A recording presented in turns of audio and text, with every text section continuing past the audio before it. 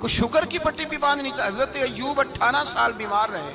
زوجہ کہنے لگی دعا کر لو تو آپ فرمانے لگے بی بی سے کہ صحت کتنی دیر رہی؟ اس نے کہا 60 سال.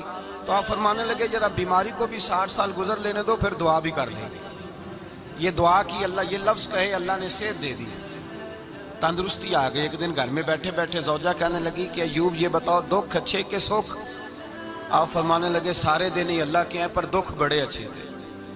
مجھ سے پوچھو تو دکھ بڑے اچھے تھے. کہا کس طرح؟ تو حضرت ایوب فرمانے لگے جب میں بیمار تھا تو 24 گھنٹے میں ایک دفعہ میرا رب میرا حال پوچھا کرتا تھا.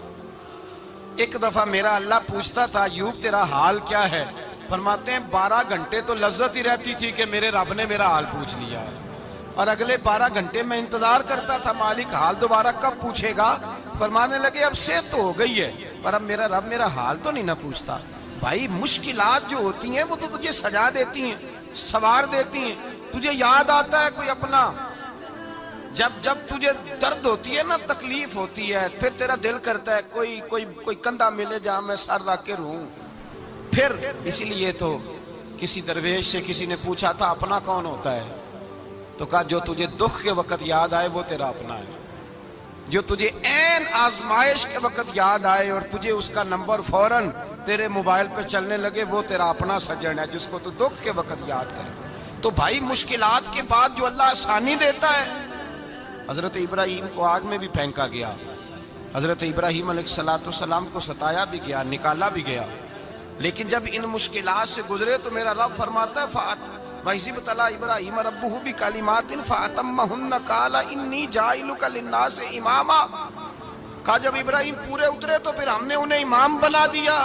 یا اللہ کس طرح کی امامت دی؟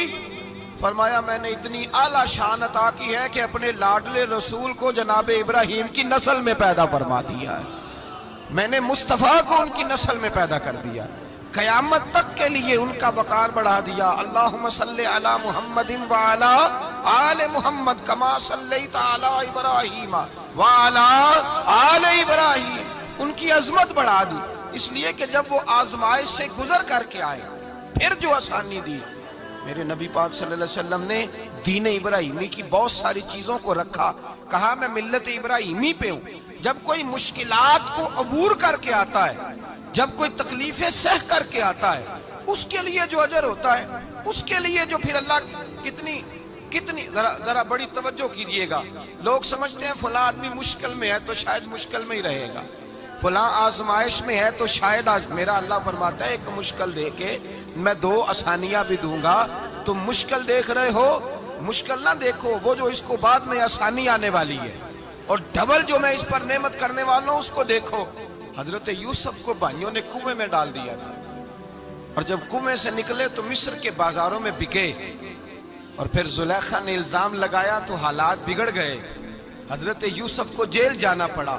کتنی کٹھن زندگی تھی, لیکن میرے مالک کو کچھ اور ہی منظور تھا. کنویں میں گرنے والے, بازار میں بکنے والے, جیل میں جانے والے, الزام لینے والے جناب یوسف کو رب کریم نے اسی مصر کا بادشاہ بنا دیا. اللہ پاک نے اسی مصر کا حکمران بنا دیا.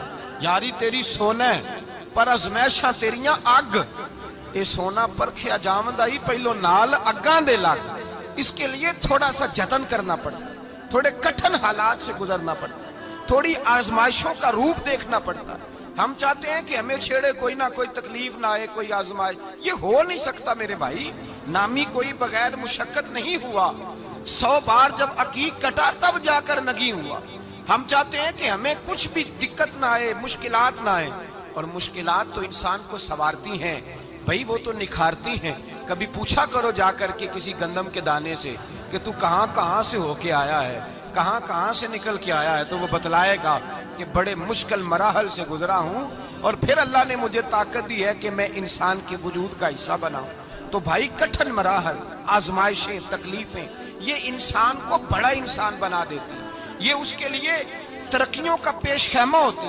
ہمارے جوان پریشان ہو جاتے ہیں, عورتیں خاص کر کے اس بات پہ توجہ کریں, وہ بڑی جلدی غم لے جاتی ہیں. وہ کہتی ہیں جانے میرا کچھ ہوگا ہی نہیں, جانے میرا کچھ ہو ہی نہیں سکتا. میرے بھائی درجنوں اور بیسیوں لوگ ایسے ہیں جن کی اولادیں نہیں تھی لیکن نام ان کا ان سے بھی زیادہ ہے جو بڑے بڑے صاحب اولاد. حضرت خواجہ معین الدین اجمیری کو جانتے ہیں آپ لوگ؟ نہیں، جو جانتے ہیں وہ بولے جانتے ہیں جی؟ لو جی، کافی سارے جانتے ہیں، تھوڑے جی رہ گئے۔ جانتے ہیں نا خواجہ صاحب کو؟ ان کے کسی بیٹے کو جانتے ہوں؟ نہیں جانتے، نہیں جانتے، نہیں جانتے آپ ان کے بیٹے کو۔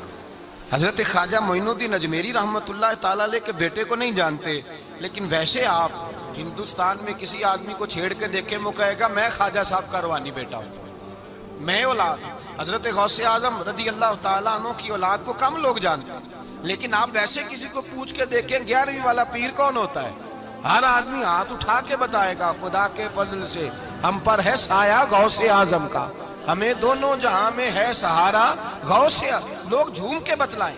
میرے بھائی، یہاں لوگ پریشان ہو جاتے ہیں کہ اولاد ہوگی تو یہ ہوگا، فلاں ہوگا تو یہ ہوگا۔ بھائی ایسی کوئی بات نہیں۔ میرے پاس پیسے ہوتے تو میرا ابا بیماری سے فوت نہ ہوتا۔ جو مالدار ہوتے ہیں تو کیا وہ بچ جاتے ہیں؟ حضرت اسرائیل انہیں چھوڑ جاتے ہیں؟ او خدا کے بندے، تو کیسی بات کر رہا ہے؟ آپ کی نئی نئی دوستی ہوتی ہے تو حالات اور ہوتے ہیں، تو 6 مہینے کے بعد حالات اور 6 سال کے بعد اور ہوتے ہیں، اور پھر جب وقت بیت جائے تو پھر معاملات۔ لیکن آپ کو استقامت دکھانی ہے، ڈٹنا ہے، کھڑا ہونا، مسائل کے سامنے رکنا ہے۔ مسائل سے بھاگ جانا، نظریں چرانا، میرا گھر میں دل نہیں لگتا، میں کہیں اور رہوں گا، میں ملک میں نہیں رہوں گا، میں ان رشتہ داروں کے بیچ وقت نہیں گزاروں گا، یہ انداز ٹھیک نہیں۔ اسلام نے گوشہ نشینی کو ناپسند کیوں کیا ہے؟ رہبانیت کو ناپسند کیوں کیا ہے؟ سارا کچھ چھوڑ چھاڑ کے، حقوق چھوڑ کے تنہائی میں بیٹھنا، رہبانیت کو کیوں ناپسند کیا؟ لوگوں کے بیچ رہو، ان کی تکلیفوں پر صبر کرو، ان کی طرف سے آنے والے دکھوں کو برداشت کرو، اور میدان میں رہو اور ڈٹنا سیکھو، اور ان چیزوں کا خیال۔ آپ دیکھیں نا، قرآن مجید کا ایک مقام ایسا ہے جس میں اللہ تعالیٰ نے نا حضور کو گنجائش دے دی، یعنی ہمیں اگر گنجائش مل جائے، کرو چاہے نہ کرو، تو فٹافٹ لوگ گنجائش پہ عمل نہیں کرتے۔ بھائی نفل چاہے بیٹھ کے پڑھ لو، چاہے بیٹھ کے پڑھنا تھا نا تو سارے بیٹھ کے ہی پڑھتے ہیں، اللہ ماشاء اللہ تھوڑوں کو چھوڑ کے۔ مسواک نہ ملے تو چلو انگلی استعمال کر لو، مسواک نہ ہو تو اب کیا ہوتا ہے؟ زیادہ تر انگلی استعمال کر لیتے ہیں۔ ہم گنجائش پہ جلدی عمل کرتے ہیں، لیکن حضرت عائشہ صدیقہ رضی اللہ تعالیٰ عنہ فرماتی ہیں کہ اگر امت کے حق میں احکام لینے کی باری آتی تھی تو حضور آسانی کو پسند کرتے تھے۔ آپ کی توجہ ہے میری بات پر؟ لیکن جو اپنا معاملہ تھا نا حضور کا اپنا، اس میں جو استقامت کا حسن تھا وہ بڑا دیدنی ہے۔ اللہ تعالیٰ نے نا نبی پاک علیہ الصلوۃ والسلام کو فرما دیا کہ ان الذین کفروا سواء علیہم اانذرتہم ام لم تنذرہم لا یؤمنون۔ میری طرف دیکھ رہے ہیں آپ؟ فرمایا محبوب بے شک جن کی قسمت میں کفر ہے، آپ انہیں ڈرائیں یا نہ ڈرائیں وہ ایمان نہیں لائیں گے، ان پر برابر ہے۔ آپ انہیں ڈرائیں چاہے یہ وہ لوگ ہیں جنہوں نے اتنا کفر کیا ہے کہ اب اللہ نے ان کے دلوں پر مہر لگا دی ہے۔ اب آپ ڈرائیں نہ ڈرائیں، سواء علیہم، ان پر برابر ہے۔ صحابہ نے حضور سے پوچھا یا رسول اللہ، آپ کو اللہ تعالیٰ نے کہہ دیا ہے کہ یہ جو پکے کافر ہیں نا، جن کی قسمت میں کفر ہے، جنہوں نے اپنے حق میں مورے لگوا لی ہیں، ابو جہل ہے، ابو لہب ہے، آپ کو اجازت ہے ان کو ڈرائیں چاہے؟ تو حضور کیا کرنا ہے؟ تو نبی کریم علیہ الصلوۃ والسلام نے پتہ کیا فرمایا؟ فرمایا مجھے میرے رب نے روکا نہیں، اور کہا ہے سواء علیہم، ان پر برابر ہے، مجھے ڈرانے کا اجر ملے گا، لہذا میں انہیں ڈراتا ہی رہوں گا۔ حضور پیغام حق دیتے ہی رہے، نبی پاک علیہ السلام پیغام دین دیتے ہی رہے، اور حضور نے پہلے دن جو نعرہ لگایا تھا نا، دین میں آ جاؤ، وہی نبی پاک علیہ السلام کا نعرہ ہمیشہ موجود رہا۔ حضور نے صحابہ سے فرمایا کہ جب تم میدان میں چلے جاؤ، جنگ میں آمنا سامنا بھی ہو جائے، صف بندی بھی ہو جائے، تلواریں نیام سے باہر بھی نکل آئیں، پھر بھی پہلے لوگوں کو دعوت دین دینا۔ اگر کلمہ پڑھ لیں تو پھر ہمارا ان کے ساتھ کوئی جھگڑا، ادھر دیکھیں جی، پھر ہمارا ان سے کوئی جھگڑا۔ اپنی زندگی میں استقامت پیدا کریں، مضبوط رہیں۔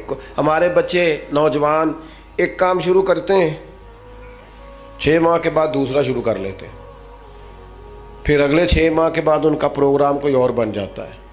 پھر 2 سال گزرتے ہیں تو کہتے ہیں میں اتنے کام ہی نہیں کرنا, میں باہر جانا. او بھائی تو کہیں ٹھہر تو صحیح. اگر بندہ استقامت سے کرے نا, میرے ابا جی کہا کرتے تھے وہ وٹا بھی کلے پیار ہوئے تو پارا ہو جاتا ہے. اور شرط یہ ہے کہ کہیں ٹھہرے تو صحیح نا, اس کے ساتھ بھی مٹی آ کے تھوڑی تھوڑی لگ جاتی. زندگی میں استقامت ایک سبب. دوسری بات یہ, استقامت کس کو نصیب ہوتی ہے؟ جو بندہ بردبار ہو, حلیم الطبع ہو, جلد بازی نہ ہو طبیعت میں, کوئی ٹھہراؤ, کوئی سکون ہو. ہمارے ہاں نا لوگوں کو جلدی بڑی ہے, بڑی جلدی ہے. امیر ہونے کی بھی جلدی ہے, بڑے ہونے کی بھی جلدی ہے. اور بعض لوگ ایسے ہیں جن کو ابھی 6 مہینے نہیں ہوئے نماز شروع کی, انہیں ولی بننے کی بڑی جلدی ہے. وہ کہتے ہیں میں پورا سال ہو گیا پیر صاحب کے پاس آنا, ابھی تک کامل ولی کیوں نہیں بنا؟ او بھائی تو ٹھہر جا, تھوڑی سی نا طبیعت میں حلیمی ہو, بردباری ہو, مزاج میں ٹھہراؤ. جتنا آپ اچھا جن کاموں میں جلدی کا حکم ہے ان میں جلدی کرتے نہیں. حضور علیہ الصلوۃ والسلام نے فرمایا نماز کا وقت ہو جائے تو ادا کرنے میں جلدی کرو. کسی کا قرض دینا ہو, پیسے میسر آ جائیں تو ادا کرنے میں جلدی کرو. نبی پاک علیہ الصلوۃ والسلام نے فرمایا بچی اور بچے کا مناسب رشتہ مل جائے تو پھر شادی کرنے میں جلدی کرو. اور چوتھے نمبر پہ فرمایا اگر کسی کا انتقال ہو جائے تو اسے دفن کرنے میں یہاں جلدی کا حکم ہے. باقی حلیمی, بردباری, ٹھہراؤ, قرار. اگر آپ جلد بازی کریں گے نا تو آپ تلخ بھی ہو جائیں گے, بے قرار بھی ہو جائیں گے, بے سکون بھی ہو جائیں گے.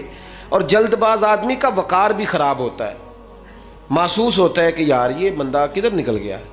جلد باز نہ بنے, حلیمی, ٹھہراؤ, سکون, اطمینان زندگی میں پیدا کریں. کچھ چیزیں ایسی ہیں جو صرف وقت کے ساتھ ٹھیک ہوتی ہیں, صرف ٹائم گزرنے سے ٹھیک ہوتی ہیں. کچھ لوگ ایسے ہوتے ہیں جن کا ذہن صرف وقت کے ساتھ آپ کے حق میں تبدیل ہوگا. آج آپ جتنی مرضی دلیلیں دیں گے وہ نہیں سمجھیں گے, آپ جتنا مرضی ان کو قائل کریں گے نہیں سمجھیں گے, لیکن ایک وقت آئے گا کہ آپ کو کہنا ہی نہیں پڑے گا, ان کی سمجھ میں بات. کچھ لوگ ایسے تھے جنہیں حضور نے شروع اعلان نبوت میں کہا تھا کلمہ پڑھ لو, لیکن ان کی آنکھیں فتح مکہ پہ جا کے کھلیں تو الحمدللہ ٹھیک ہو گیا. آ جائے میرے عزیز, اپنی زندگی میں حلیمی, بردباری, ٹھہراؤ. وہ مرغی بھی جب تک جم کے نہ بیٹھے, انڈوں سے بچے نکلتے, اسے بھی کچھ دن ڈٹ کے بیٹھنا پڑتا ہے. اگر ٹھہراؤ ہی نہیں ہوگا, قرار ہی نہیں ہوگا. قبیلہ عبد القیس کا وفد آیا تھا حضور کی بارگاہ, کچھ لوگ دوڑ کے آ گئے زیارت کرنے کے لیے, لیکن جو ان کا سردار تھا نا, اس نے سکون سے پہلے اپنا اونٹ باندھا, پھر اطمینان سے وہ آیا, کپڑے تبدیل کیے, وضو کیا, نبی پاک کی بارگاہ میں حاضری دی. تو سیاستہ میں موجود ہے. حضور فرمانے لگے تیری یہ 2 عادتیں مجھے بڑی بھلی لگی ہیں, ایک تیرے مزاج میں جو اطمینان ہے, اور دوسری جو حلیمی اور بردباری ہے. یہ جو ٹھہراؤ ہے, طبیعت کا سکون ہے. یہ جو میں نا ایئرپورٹ پہ تھا, لائن لگی ہوئی تھی لوگوں کی, واپس آیا تھا میں, تو مجھے دیکھ کے نا وہ جو امیگریشن کے لوگ ہوتے ہیں ایئرپورٹ پہ, وہ مجھے کہنے لگے پیر صاحب تسی اگے آ جاؤ. اب ظاہر ہے چلیں دین کی برکت ہے, کچھ لوگ جانتے ہیں کہ آپ آگے آ جائیں. میں نے ان سے کہا آپ کا شکریہ, لیکن میں جہاں کھڑا ہوں ٹھیک ہوں, اور میں ہوں بھی بالکل ٹھیک, مجھے جلدی بھی کوئی نہیں, کوئی جلدی نہیں کسی قسم کی. وہ پھر کہنے لگا آپ آگے آ جائیں. میں نے کہا نہیں آتا, میں ادھر ٹھیک ہوں, بالکل اطمینان میں ہوں, ٹھیک ہوں.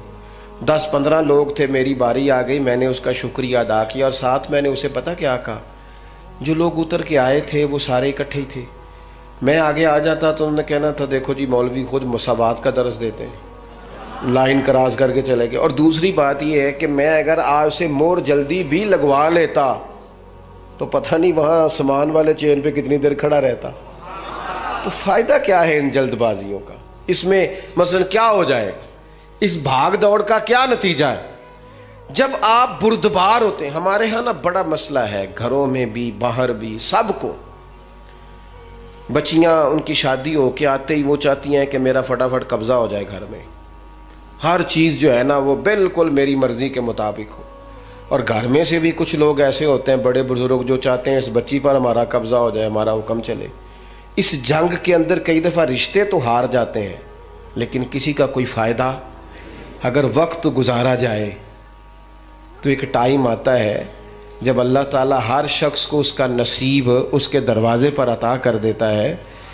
حلیمی، ٹھہراؤ، حوصلہ، یعنی آپ کسی دشمن سے تابڑ تو گفتگو بھی کریں گے نا تو کئی دفعہ وہ تو جس طرح کا ہوگا آپ کا بھی وقار خراب ہو جائے گا۔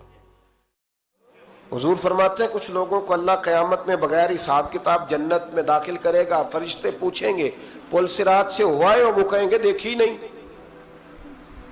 میزان عمل تلوائے، وہ کہیں گے دیکھا ہی نہیں۔ کیسے آ گئے؟ تو کہیں گے خدا کے فضل سے آ گئے۔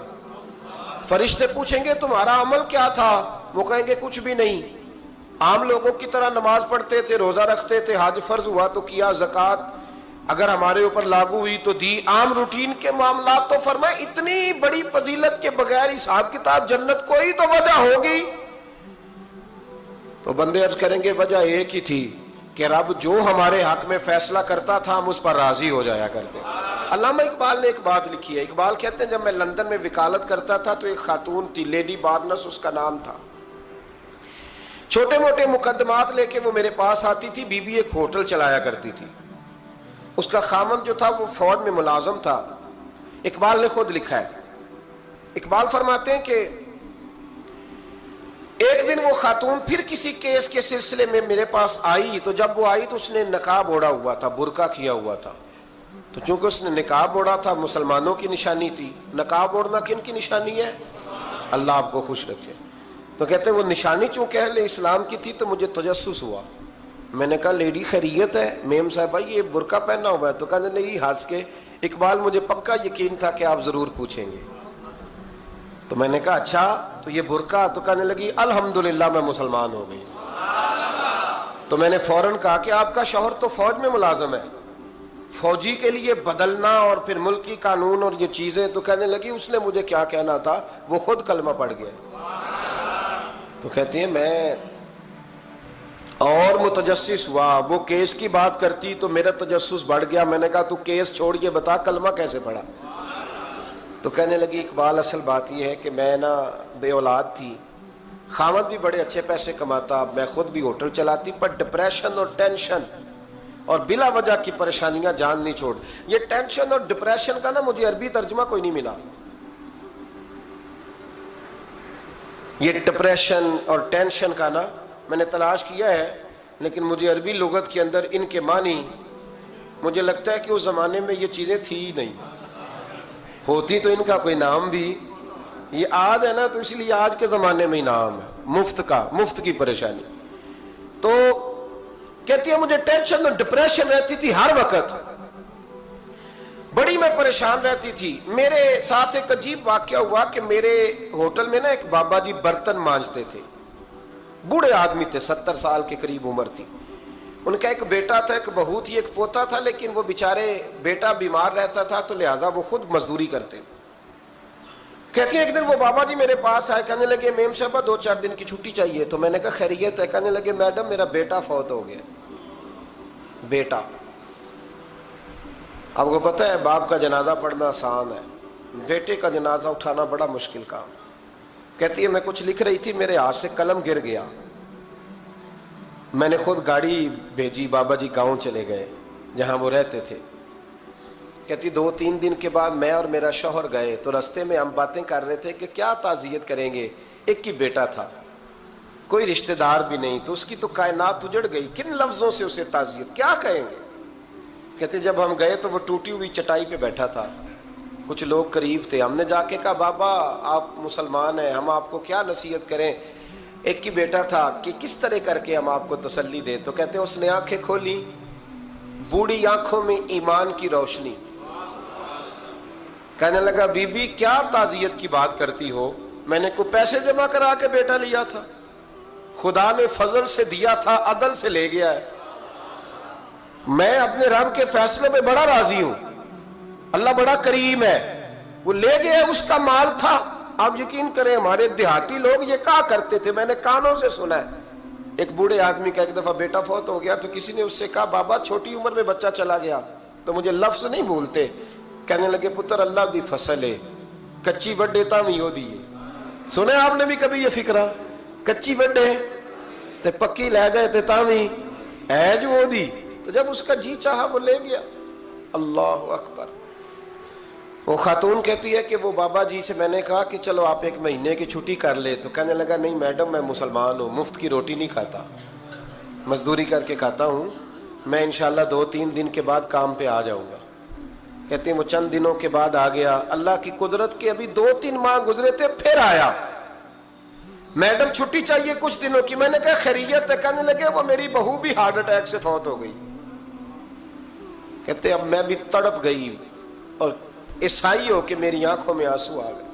میں نے کہا گھر کا دروازہ بند ہو گیا، اب یہ بیچارہ کیا کرے گا؟ وہ اپنے شوہر کے غم میں ہارٹ اٹیک سے فوت ہو گئی۔ کہتے ہم پھر 2-3 دن کے بعد تعزیت کے لیے گئے، پھر ٹوٹی ہوئی چٹائی، بوڑھا نہ اپنی انگلیوں سے زمین پر کچھ بنا رہا۔ کہتی قریب گئی اور میں نے جا کے کہا بابا اب تو تسلی آپ نے خود ہی کرنی ہے، جو نظام تھا وہ تو ہو گیا۔ تو کہتے ہیں پھر اس نے آنکھیں کھولی، آسمان کی طرف دیکھا تو کہنے لگا بیٹی کوئی پریشانی نہیں، میرا بیٹا بغیر شادی کے بھی تو فوت ہو ہی سکتا تھا نا، بس میرے مالک نے جب چاہا جیسے چاہ ہوا، میں انشاءاللہ 2-4 دن کے بعد کام پہ آؤں گا، یہ میرا 3-4-5 سال کا پوتا ہے، ابھی اسکول داخل ہوا ہے، میں ساتھ لے آؤں گا، وہاں میرے ساتھ اوپر کوارٹر میں جہاں میں رہتا ہوں یہ بھی رہے گا۔ کہتی ہے میں سختے میں آ گئی اس کی کیفیت دیکھ کے، وہ پوتے کو ساتھ لے آیا۔ کبھی کبھی میں دیکھتی چھت پہ کھڑے ہو کے کہ دادا گھوڑا بنا ہوا ہے اور پوتا سواری کر رہا ہے، وہ سویرے اٹھتا اس کو سکول چھوڑ کے آتا، شام کو لے کے آتا، پیار کرتا، محبت کرتا۔ 3ری منزل پر ہم نے کوارٹر دیا ہوا تھا، وہاں دادا پوتا رہتے۔ اللہ تو بڑا بے نیاز ہے۔ کہتی ہے اقبال ایک دن نا پوتا اوپر والی منزل پہ کھیل رہا تھا، اس کا پیر پھسلا، وہ گردن کے بل زمین پہ گرا، مجھے خبر ہوئی تو میں دوڑی، ایمبولینس منگائی، خون سے لتھڑے ہوئے اس بچے کو دادے نے اپنی گود میں رکھا، اور جب ہم ہسپتال کی طرف گئے تو ہاسپٹل بعد میں آیا، جناب اسرائیل پہلے آ گئے اور کہتے ہیں وہ گود میں دم توڑ گیا۔ پھر دادے نے اسے اپنے ہاتھوں سے غسل دیا، پھر اس نے اپنے بوڑھے ہاتھوں سے قبر کھودی اور پھر مٹی ڈال کے کہنے لگا اِنَّ لِلَّهِ وَإِنَّا إِلَيْهِ رَاجِعُونَ، جے سونا ہی میرے دکھ وچ راضی، جے سونا ہی میرے دکھ وچ راضی۔ پھر سکھ نو چلے ڈاما۔ کہتے ہیں وہ مٹی ڈالی اس نے، اور جب وہ واپس پلٹا تو میں بازو سے تھام کے ہوٹل قریب لائی، اور میں نے اس کے قریب کہا کہ بابا تو ٹوٹ گیا ہے، تو بکھر گیا ہے، مجھے محسوس ہوتا ہے کہ اب نہ تیری راتیں اور تیری صبحیں اور تیری شامیں غموں میں گزریں گی۔ تو کہتے ہیں یوں اس نے ہاتھ رکھے اور یوں آنسو چھٹک دیے۔ کہنے لگا میڈم کیوں میرے اندر کوئی عقیدہ نہیں، میں کوئی لوارث ہوں، میرا کوئی رب نہیں، میں کیوں پریشان رہوں گا، میں تو پکا ہوا پھل ہوں، تھوڑے دن گزریں گے قبر میں جاؤں گا، اور جب جنت میں جاؤں گا تو اللہ میری بیٹے سے بھی ملاقات کرائے گا، میرے پوتے سے بھی ملاقات کرائے گا، میرا رب ساری ملاقاتیں کرا دے گا، میں اپنے اللہ کی رضا پہ بڑا راضی ہوں۔ وہ خاتون کہتی ہے میرا اور میرے شوہر کا کلیجہ پھٹنے لگا۔ میں نے کہا بابا یہ جذبہ کہاں سے ملتا ہے، یہ سکون کہاں سے آتا ہے، یہ کیفیت کیسے ملتی ہے؟ مجھے کہنے لگا تو نے لینی ہے؟ میں نے کہا، تو کہنے لگا تو بھی گنبد خضرا والے نبی کا کلمہ پڑھ جا، تو بھی رسول اللہ کا کلمہ پڑھ جا۔